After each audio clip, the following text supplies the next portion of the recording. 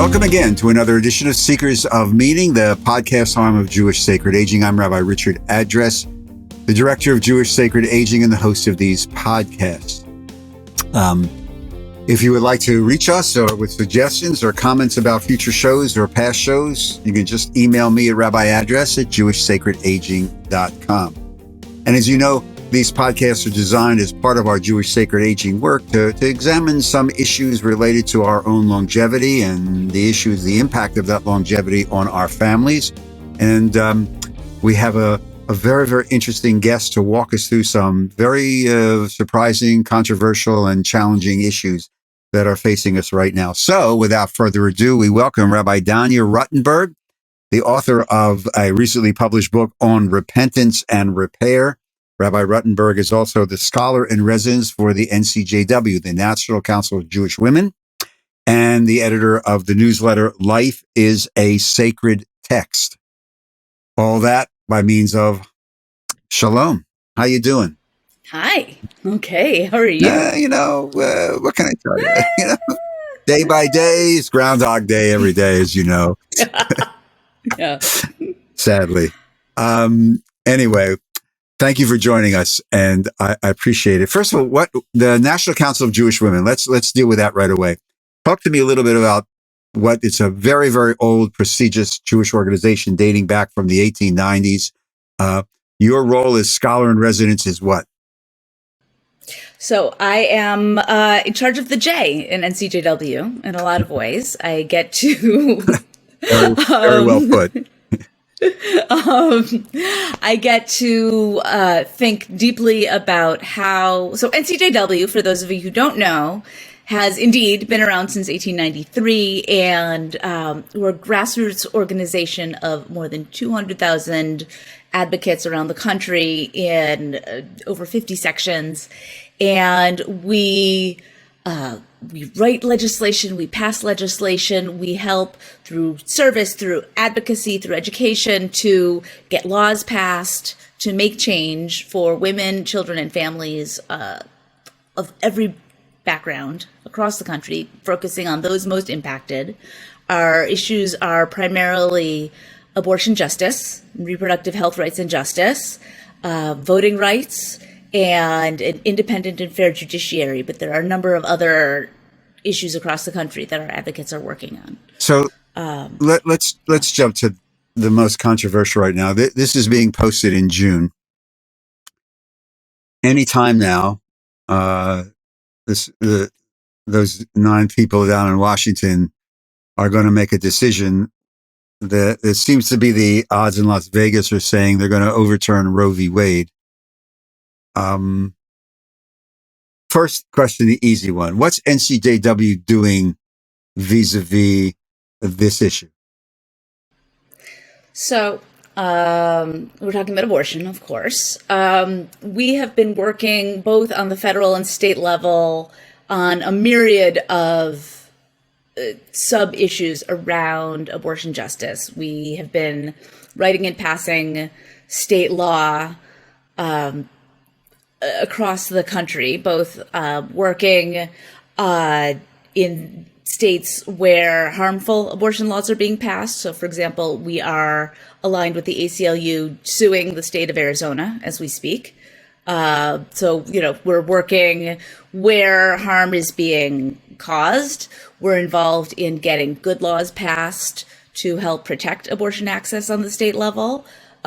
We were involved in writing, and we've advocated for passing WIPA, the Women's Health Protection Act, which was the law that did not pass just recently, but that would have been the federal law that would have protected abortion rights, whether or not Roe v. Wade was upheld this June.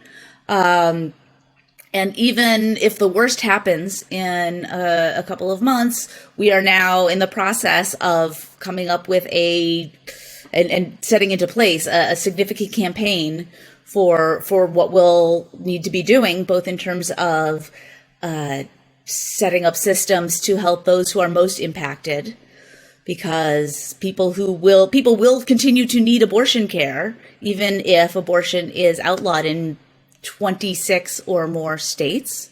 So there's something called a trigger ban, for those who don't know, laws that are on the books in many states that will sort of automatically go into effect the minute Roe is overturned. And so there are 26 states, more than half the country, will immediately lose abortion access if Roe is overturned. And even if Roe's protections are significantly gutted, many of those trigger bans will go into effect. And so we're setting up systems to help those who are most impacted, and to help people who need abortion care to get abortion care. We're setting up systems to help fight for better access to medication abortion, since there are now 2 pills that people can take up to 10 weeks of pregnancy. That's healthier than aspirin, actually. But there are all sorts of FDA restrictions on it because it's a highly politicized medication, even though it's a totally safe medication. And so we have some advocacy systems that we're getting set up in place, and we have a number of things that we have an amazing network of over 1,600 rabbis and cantors and other Jewish clergy, of which the good Rabbi Address right here is one of them, and that are part of our Rabbis for Repro network. And so we've also got a number of things set up to help the Jewish community both get mobilized to help everybody and to take care of our own, because it's going to be hard no matter what. So I have to ask you this question. A lot of our demographic in Jewish sacred aging are older women who lived through the 60s and 70s and remember the way it used to be. Mm-hmm. Some of us in our last year of seminary, and for me it was 71, 72, were part of an organization called Clergy Consultation Service on Problem Pregnancy, which actually this is before everything became legal, where we counseled people. It's no secret that what's happening in the country. It's no secret that what's happening. Why? This, I cannot understand. Why isn't every city on fire? Why aren't there millions of women marching, protesting, screaming, yelling, lobbying, making sure they vote? There just doesn't seem to be, it just seems to be, okay, this is going to happen and then we'll deal with it. Am I totally off base? What's happening? Why is it so quiet? Yeah. I think to some degree there's a frog in the water and the pot's getting a little hotter and a little hotter, right? Texas happened and nobody thought that would happen. And there was the immediate shock and the immediate outrage. And then it's been on the books for 6 months. And then these laws keep getting passed. And there's this sense of shock and unreality about it. I think to some degree, people are kind of in shock and waiting. To some degree, there's definitely, I know that in the repro world, people are planning, there's going to be a lot of noise in June and July, presumably after this decision is handed down. In terms of strategic impact, it's not, once WIPA failed, there was the Women's Health Protection Act. Then, in terms of a policy impact, there's not much that can be done on the federal level right now. There's plenty that can happen on the state level.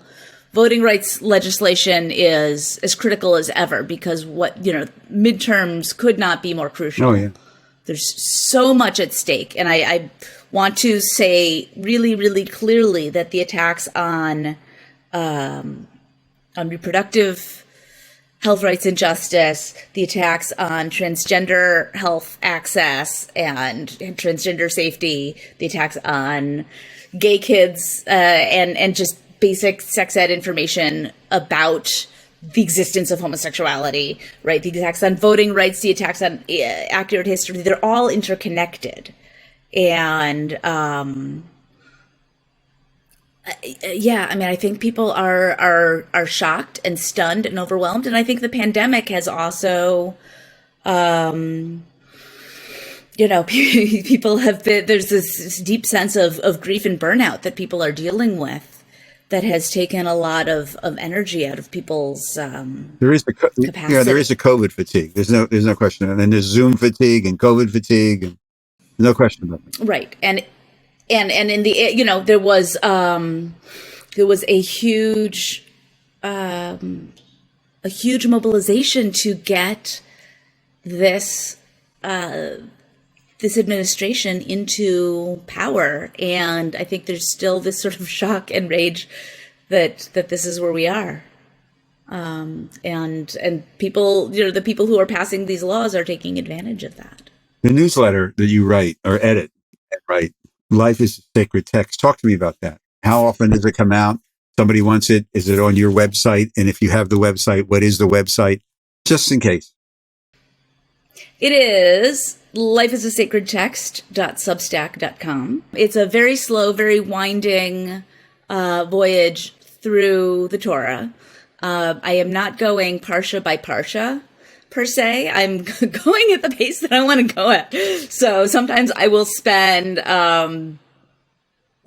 or 3 weeks on what would be one parsha, and sometimes I will, kind of go at whatever pace I feel like. So I started in June with Bereshit, with the very beginning of the creation of the world, and we are, almost a year in, and I'm almost through the end of Exodus. I knew at some point we were going to dovetail with the traditional Torah reading cycle, and then we would part ways again, and that's exactly what happened. And this was never going to be a one-year project, No. so that's fine. So once a week, it's an essay on whatever's happening in the Torah, and it's less of a traditional Devar Torah and more of an ongoing argument for this book as a mechanism for, in some ways it's a drasha, but for the ways that it can transform us and turn us into the kinds of people that can be useful for a world in need of healing. And on Thursdays, it's for people who are part of the paid tier. It's like $5 a month. It's not prohibitive, but for people who want to be part of that, then Thursdays there's like a interactive text study that happens. It's asynchronous, so you kind of log on whenever and engage with the conversation, and it's very delightful Beit Midrash kind of. Cool. And it's people, Jews and non-Jews, people with lots of text background, people who are, doing this, engaging for the first time. It's a whole different level, people who are engaging in all sorts of different ways. So everybody's celebratory, justice focused jamming. So you've written on the new Jewish feminism. You have to walk me through that. Oh, so that was my first book. That was 20 years ago. Was when my very, very first book was called Yentl's Revenge. And then the subtitle was The Next Generation of Jewish Feminism. And that was an anthology of young Jewish feminists that I put together when I was 25 or 26, and was an amazing collection. And I get to say that because it was, it was literally some people that I knew and a lot of people that I didn't know who answered a call for submissions, and, Iraqi feminists talking about the critiquing Ashken normativity, as we call it now, and talking about body image and talking about sex positivity, and just paving a way and, creating a voice for the young women of my generation. And it so Yentl's Revenge turned 20 last year. Mazel tov. Wild. Yeah, thank you. You know, So, to feel no, old, so, older. trust me. Yeah. Yeah. So Danya, 20 years later, okay, Yeah. um, I was part of Sally was in my class at HUC 50 years ago. And Right. so there's several iterations. So where do you see this movement now? The Jewish feminism, which has helped restructure American Judaism. No question about that. No question about that. Yeah. I see it growing. I see it growing and expanding, and it has given birth to so many new possibilities for Judaism. I think the core question that Jewish feminism asked was, whose voices aren't we hearing in the text and around the table, right? And when, you have 2,000 years of commentary and suddenly you add women into the room and you realize that there are new questions that can be asked because of someone else's lived experience, and that new, exciting, powerful Torah can come out of someone's lived experience, right? And that now there is the Trans Halacha Project, run by Lainey Solomon and Rabbi Becky Silverstein, right? That they are creating new pathways for halacha, for Jewish law, by and for transgender people, right?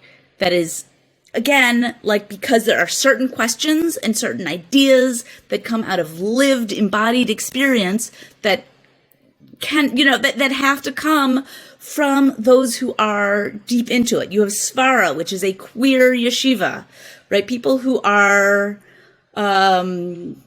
coming from different backgrounds can bring in new experiences. I'm starting to see the new Torah from Jews of color. We have Amud is a Beit Midrash, a space of learning that is exclusively for Jews of color. And I'm so excited to see the new theology and the new ways of thinking and the new ways of approaching text that comes out of that. That, again, it's this question of, that's not just, there is the question of who is on our board, who do we see as leaders, right? Who do we have as role models, who feels comfortable in our spaces, right? That there's that level of the question. But then there's the, how do we understand what our paradigms are? What is our theology? What questions have we not even thought to ask of our texts, right? There's just more disability Torah, more disability-based, Torah by and for disabled folks is coming in, and there is more and better theology, more and better philosophy of Jewish law is coming in because we're more voices and more people with more experiences are now in the driver's seat. And that's really exciting. And I feel like that's, that's the next generation of feminism, is that feminism is all of this. Well, yeah. And when I go out and speak a lot of times when we talk about what's happening now, I would say this is probably one of the most exciting creative moments in American Jewish history right now. It's being done in many cases, not through synagogues or through denominations, but there's this groundswell of real creativity, very powerful creativity that's trying to find its way into people's lives and homes based upon a lot of what they're living, what people are actually living. On repentance and repair. You write about forgiveness. Talk to me about how you're playing that out, especially in this day and age when you seem to be in great need of a lot of forgiveness.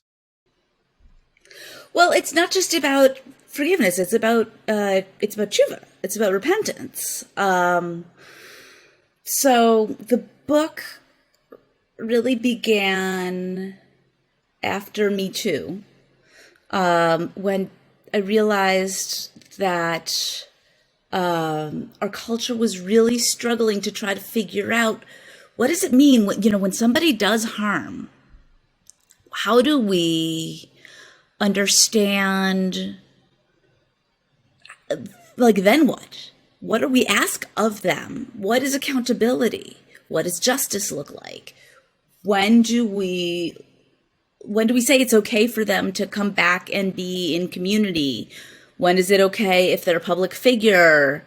Do they say that they've done enough accountability work, and what are we asking them to do? What is the role of the victim? What are the obligations of the perpetrator? And like, people were just really looking, like, kind of casting about, because American culture is not very good at this. And I have my reason, I have my ideas about why that is, and I've laid them out in the book.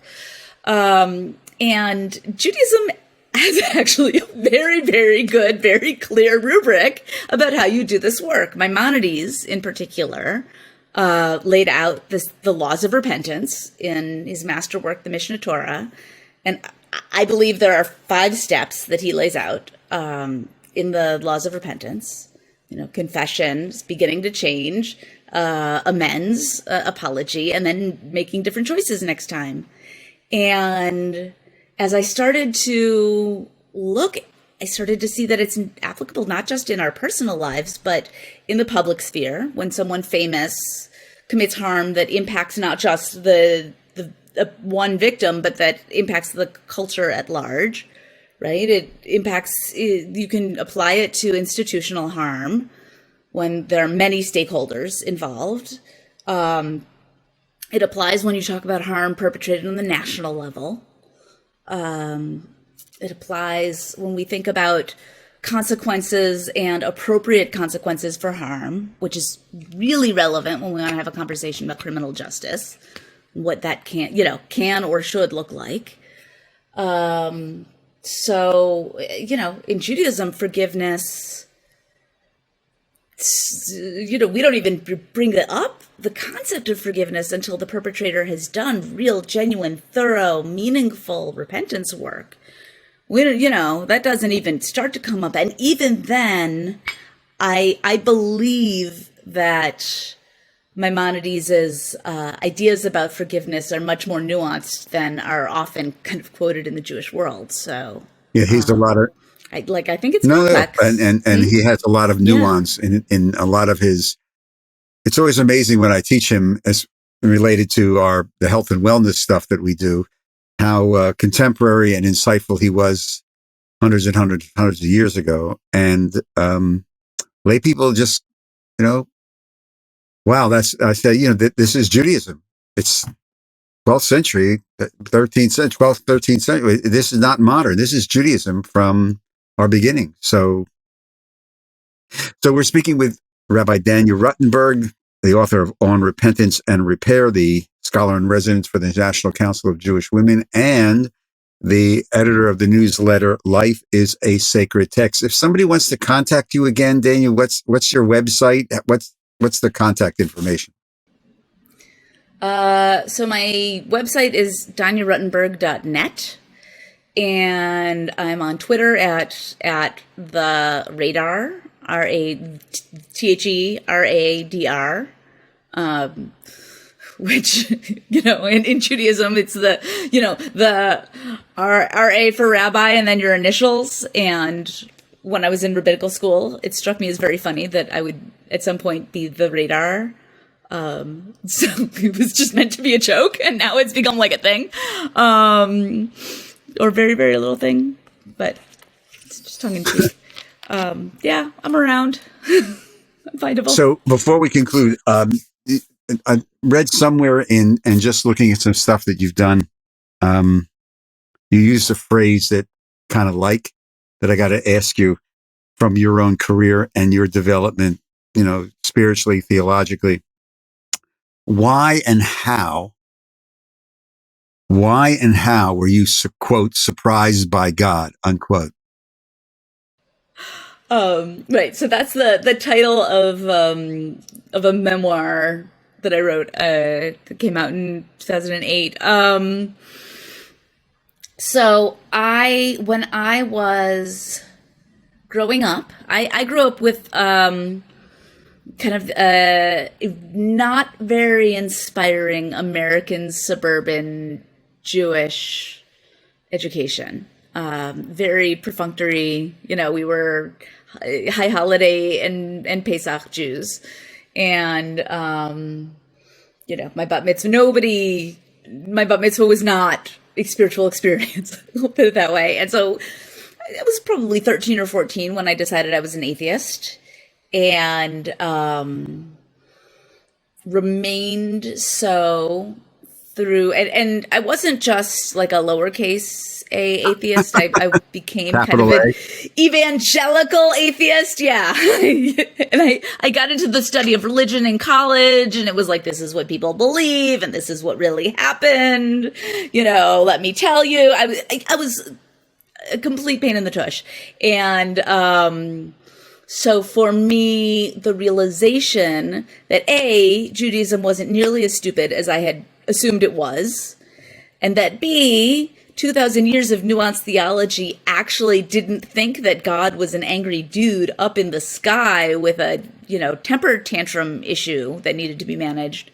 But that actually, spoiler alert, the mystical experiences I had started to have towards the end of college had something to do with how many, many, many theologians were talking about God was very confusing and something I had to reckon with. And it was Rabbi Alan Liu, Zichrono Livracha, his fault that I managed to figure out. Well, his high holiday books are very good. So that was your surprise, huh? Anyway, Rabbi Danya Ruttenberg, thank you for being with us. Good luck. You're going to have a busy summer and fall, I fear. A very busy one. Keep in touch and good luck. And just, we're going to need a lot of it. We're going to need a lot of it. So thank you very much for joining us today. And most of all, just stay healthy and stay safe. And to all of you, thank you very, very much for joining us on this edition of Seekers of Meaning, the podcast arm of Jewish Sacred Aging. Again, if you want to contact me, Rabbi Address at jewishsacredaging.com. And if you'd like to make a tax-free donation to help support our work, go to the website, Jewish Sacred Aging, and go down to the conveniently located donate button, click on it, and just follow the prompts. It's pretty easy to do that. And we appreciate it. Seekers of Meaning is produced at the Broadcast Center of Lubetkin Media Companies in beautiful Cherry Hill, New Jersey. And again, a shout out to our producer, Steve Lubetkin. Again, thank you for joining us. I'm your host, Rabbi Richard Address. I look forward to greeting you on our next Seekers of Meaning podcast and TV show. In the meantime, stay safe, everybody. Be kind to each other. Stay healthy. Shalom.